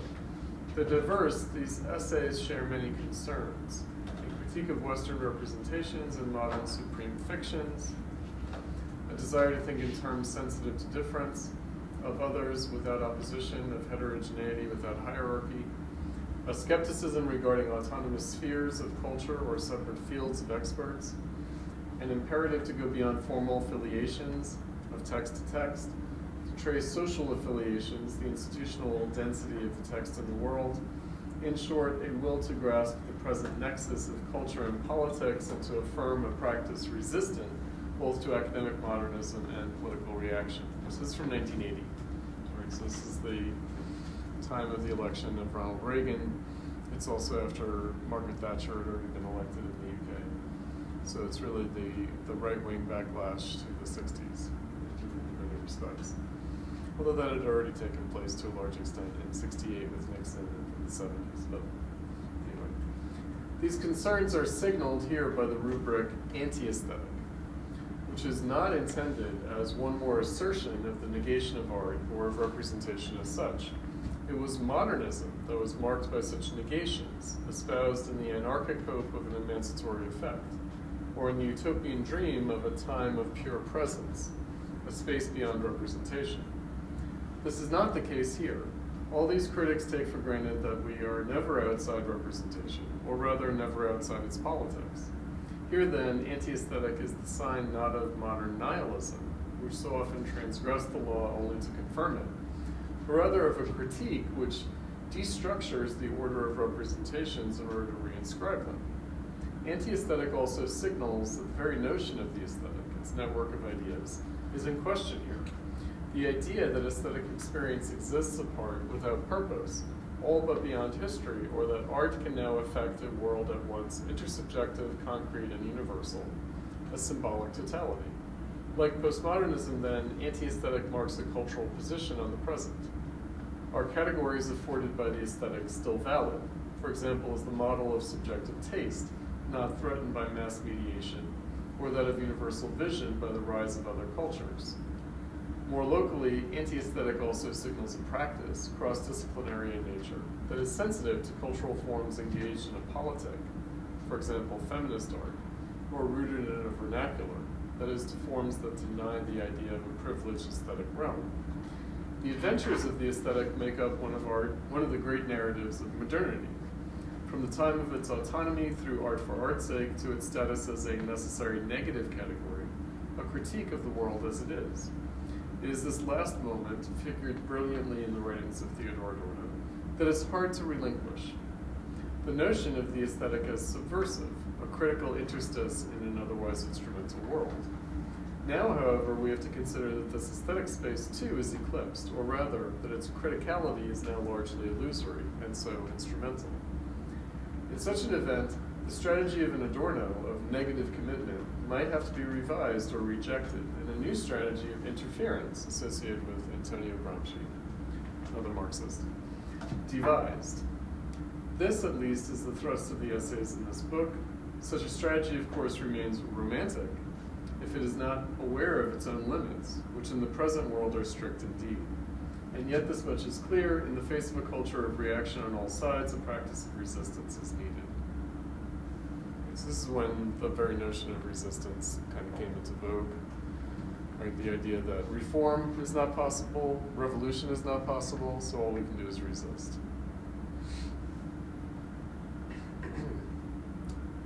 The question is, are we still resisting? Or is even that passed away? All right, let's look at the postscript to the already post. He writes, this essay, first written in winter 1980, so around the same time as the introduction to the anti-aesthetic, bears the marks of a time in New York when art, with a graft from post-structuralism, seemed reborn as text, with little critical regard then for its social uses and discursive affiliations. But if this piece is too rarefied, it is also too specific, a local riposte to a local advocacy. This is from 1992, this piece. Postmodernism was and still is a conflicted concept. Its rupture with modernism is dubious.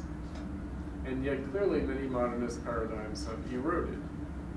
And though the term may seem anachronistically avant-gardist, it was also already in use in a discourse in which so-called postmodern styles seemed the cover for actively anti-modern agendas.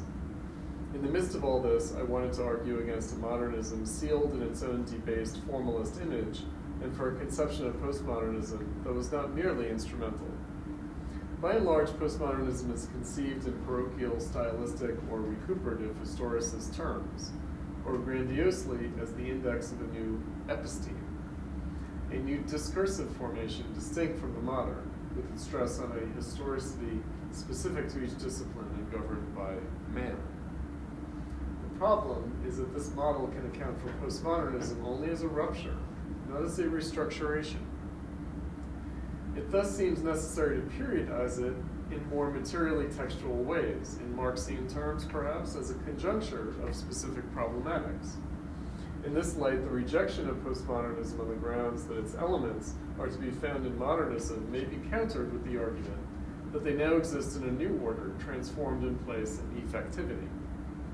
In any case, the very limits of this essay pushed me, he writes, to consider the problem of postmodernism more broadly, one result of which was the collection The Anti-Aesthetic Essays on Postmodern Culture. This in turn has led to a new project, to see in postmodernism not the rule of one major mode, but the conflict of many minor forms, and a new imperative, to think beyond the limits of critique. Okay, so again, this is from a while ago now, over 30 years ago. So this was published around the time that I myself began my MFA program here back in the day. So already at that time, even though postmodernism was very much the rage, already some note of its institutionalization and passing vitality was already sounding.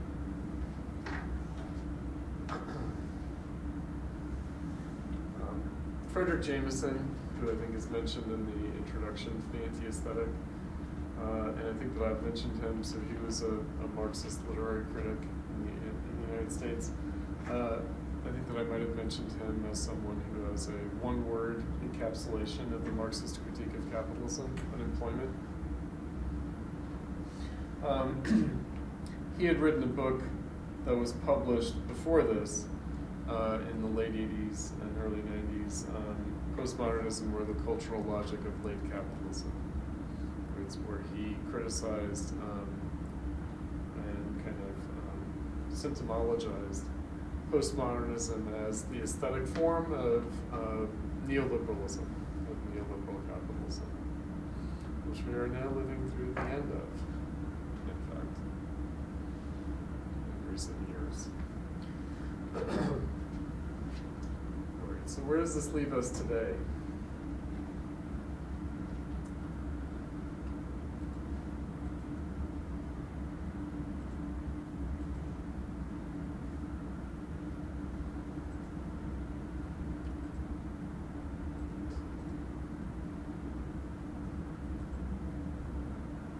Spend just the last half hour of class before we adjourn for today and for the semester.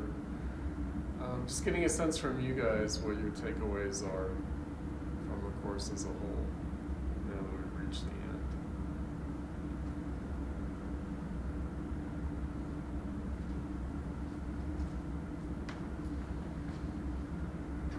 Any thoughts and reflection? I know it's been a kind of a fast-paced, survey course, especially a survey course that's very theory-heavy, is intensive. So we've been sort of moving very quickly from topic to topic, from week to week over the course of the semester. So I'm certainly aware of that liability. Nonetheless, hopefully there have been some consistent themes throughout the course. Hopefully I've been monomaniacal enough to return to certain things again and again. And hopefully in a more comprehensible way. But yeah, so where are we now with respect to modernism and postmodernism? I think that was my original title for this survey course when I started teaching it a while ago. Where are we now? Postmodernism. Where does that leave us? What does that look like? I would say I learned kind of things where how meanings in like modernism, postmodernism were recognized. In a sense, like few of them are exactly same, timeless, but few of them are totally different. Like for example, right now abstraction is like a really big part. Mm-hmm. When at that point of time it was like they were like, it doesn't really hold some meaning. Mm-hmm. Mm-hmm. And when we see right now, then the world is totally changed, where if I think something super realistic, Mm-hmm. people would be more like, oh, that's not interesting compared to like abstract. So it's like totally a flip of a coin. Uh-huh. So there's been a kind of a cycle Yes. where abstraction is back. Right, so there's, I think I mentioned earlier in the class, like neo-avant-gardism, that's one way of thinking about the 60s and 70s that gave rise to the kind of discourse of postmodernism that we've been looking at with the October Art Journal. But there's also neo-modernism. And yeah, there is a kind of return of abstraction. Yeah, that's interesting. So I've noted that as well. Actually, my whole time teaching here, I felt like there was already emerging kind of neo-modernism. Neo-avant-gardism was more in the form of relational aesthetics when I was first teaching here 20 years ago. So relational aesthetics has also kind of passed away.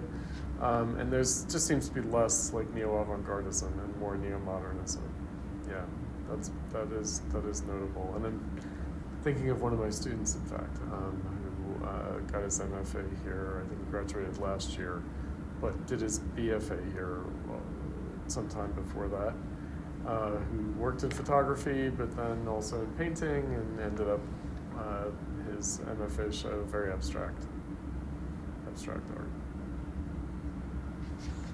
Okay, so abstraction is back for sure.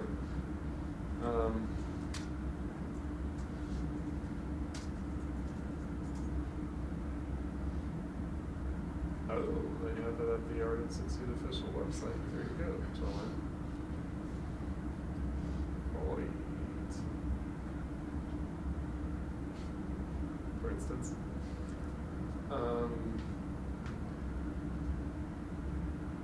Yeah, it's cool.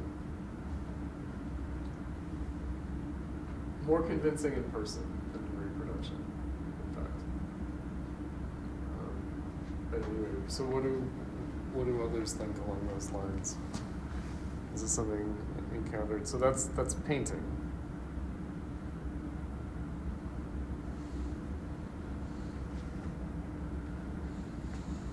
Postmodernism, neo-modernism, where are we? Or are we just still in postmodernism? Or is it all just late modernism? Has it all just been late modernism since World War II? But also maybe since the 1920s, for 100 years.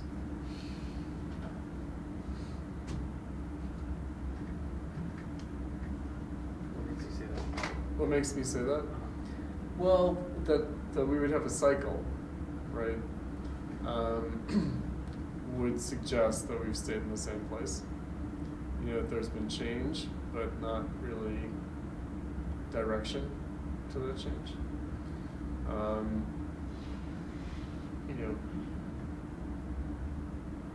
know that we've been circling around the same set of problems. So there seemed to be, at least in the 20s and 30s, to critics, it seemed like there was a kind of direction to art history in the late 19th and early 20th century. And certainly we could take issue with that sense of direction. It's what Robert Pippin called the issue of grand narratives, called it the tired issue of grand narratives. Right, so generally the discontent with the grand narratives of history was the narrative of progress, which suggested a hierarchy. But you could have another narrative of history, which is not progress, but rather repetition. And again, Robert Pippin also pointed out that. He said, what if postmodernism is a repetition of the original modernist moment, which indeed is connected to romanticism, to the romantic recoil against modernity. Right? What if we've just been living through that kind of repetition? Nonetheless, that's more of our own times, or our own time, looking back, might see repetition. But again, we have to recall that at another moment, say 100 years ago, or a little bit less than 100 years ago, it didn't seem just like repetition, it also seemed like direction. Right? So in the 1920s and 30s, it didn't look like history had just repeated itself from the early 19th century. It looked like there was some kind of direction from 1815 to 1915, let's say. After that, not so much. But anyway, that's why I mentioned that. And also a kind of kernel of truth to postmodernism, if we accept Lyotard's definition of postmodernism, but also the October Journal writers. They dated as a discourse to the 60s and 70s, but they dated as a phenomenon more to the early 20th century. To the avant-garde of the early 20th century.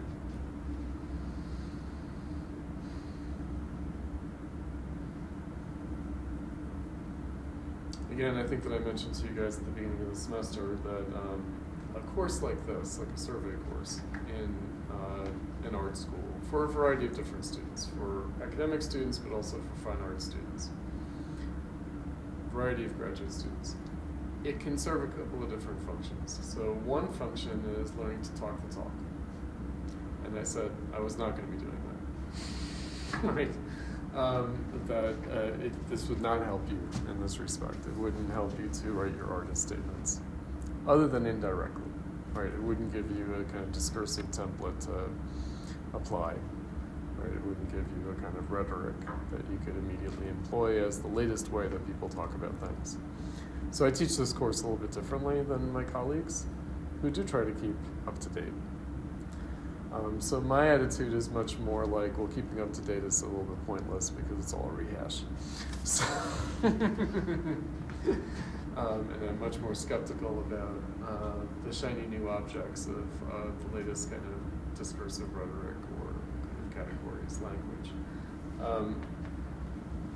Anyway, that's just me. And so the advantage for you guys is that it gives you a little bit of maybe critical space to think. So it wasn't providing like a rubric or, again, talking the talk or rhetoric, but even a conceptual framework. Instead, it's like, well, how have people thought about art in the era of capitalism? And how does that still resonate? Or maybe it doesn't. Maybe it does.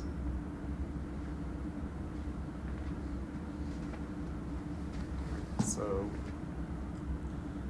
hopefully, and I always think of my classes, by the way, I'll tell you guys this, it's a lot of material to assimilate in one semester. So, it is an archive, meaning it's a little library. You have this library of articles that you can download from Canvas, and then you have them to go back to.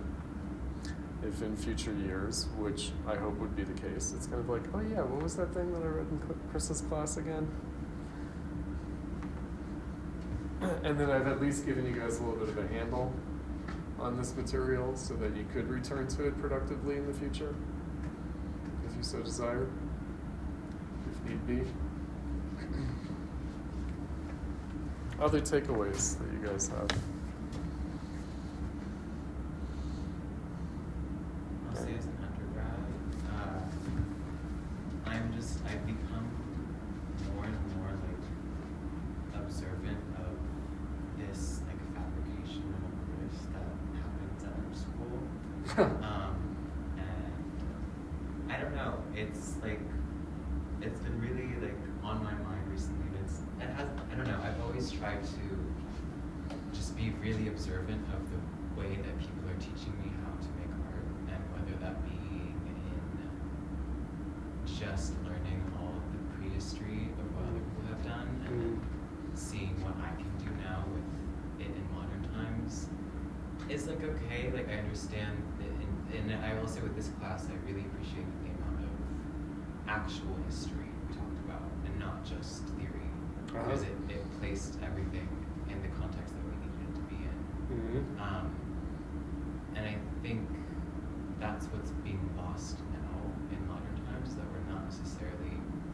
I think also there's too much of change that has happened in the last 5 years, last 10 years, to even just be like, this is how this theory now affects us. But I don't know, I think artists just need to be let alone to do their thing, and I think with Buckmore, what we kept saying, going underground is like the way to go right now. It's not important to spew nonsense about what we're doing.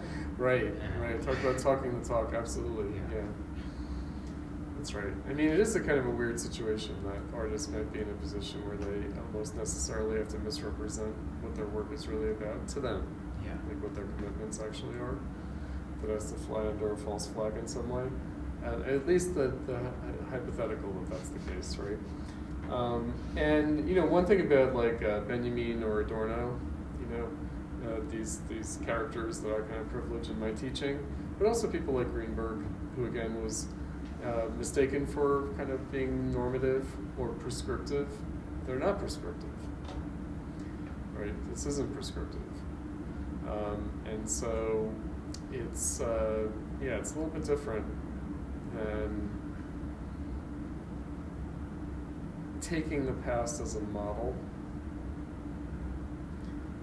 or treating theory. Again, Buckmore says theory should not serve to legitimate culture.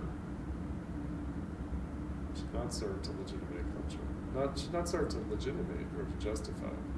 And yet that is usually what it's used for. It's usually used to legitimate something. Even the October Art Journal writers tend to try to find a discourse of legitimation for Rauschenberg or Sherry Levine or Daniel Buren, right, or Donald Judd. Right? That's what the critics seem to be anxious to do, is to find a way to justify things. Whereas that may not be the point. It also may not be what artists need. They may not need critics or theorists to justify their work. Right, so, thinking historically, it's interesting that you say 5 years. It's like, I mean, I ironically say that like it's like pre-COVID, post-COVID. It's like that's the antediluvian, that's the flood that occurred, and I guess I survived on Noah's Ark, I guess. I don't know if I did or I didn't, I'm kind of wrecked. But anyway, younger people hopefully are more resilient. But it is interesting that you put it just that way, as like a 5-year thing. It does seem like we've become dislocated from history in the last 5 years. And the political events don't help. Right? Don't help with respect to this. Now, in terms of making artists, okay, so you're an undergrad. The rest of you are graduate students. Professionalization, right? Again, that's like the talking the talk aspect. So in terms of making artists, professionalizing, professional degree, so an MFA is. Or an MA degree that helps one get a job at a museum or other kind of cultural or artistic institution, like an MA in art history. The school, certain departments, certainly, like the fine art departments, definitely are trying to produce artists. When I was an MFA student here, I was definitely a subject of the department trying to produce me as a certain kind of artist, and I resisted it, and so I didn't make any friends in the department. But at the end, they ultimately respected what I was doing. But the whole way, it was kind of like, oh my God, why was I even admitted to this program? Right, but that's in the nature of things. That's part of the game. That is part of the game a little bit. We have to sort of admit that, which might be helpful. In other words, it is helpful to professionalize. One has to earn a living. Right. But at the same time, it's funny the way in which that's done. So of course, in an earlier time, it would have been done in a much more guildcraft kind of direct. It would have been sort of obvious how that happened. Whereas now it's much more discursively mediated. It's almost like a kind of a ethics or a kind of a pseudo-politics that shapes this kind of imperative about what an artist should be, what they should do. Right? Again, it varies by department. It does vary by department. I told you guys I was in the video department when it was a separate department, and it was a political department. It was a Marxist department. It was a leftist department. And I was enough of a Marxist and a leftist to realize the speciousness of those claims to it being a political department. Nonetheless, it was. Right. So some departments are more political. Some departments are more guildcraft, aesthetic, maybe. I don't know. Something. So yeah. Again, like from the Bookmores, what is it that our students in our classrooms need to learn? And for whom? Right? In other words, what is the purpose of this education and who does it serve, ultimately? Right? At least to have that critical thought in the back of your mind. Some self-reflective aspect. Yeah. Also, a little bit of an open window in the hothouse atmosphere of art school. It's a quick 2 years, and it's pretty overwhelmingly anxious at the time because you have to make the most use of the short time that you have and the expense of it. You have to be productive. You have to be productive. I was productive. But anyway, it's good to have a little bit of a sense of the world outside that, after all, your work will have to enter into in some context.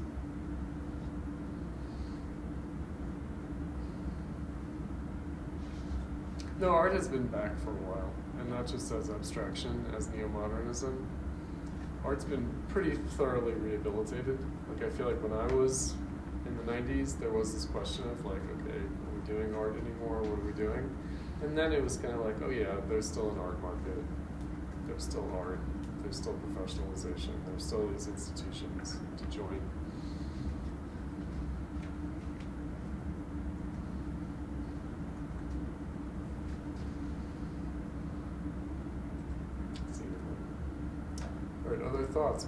adjourn.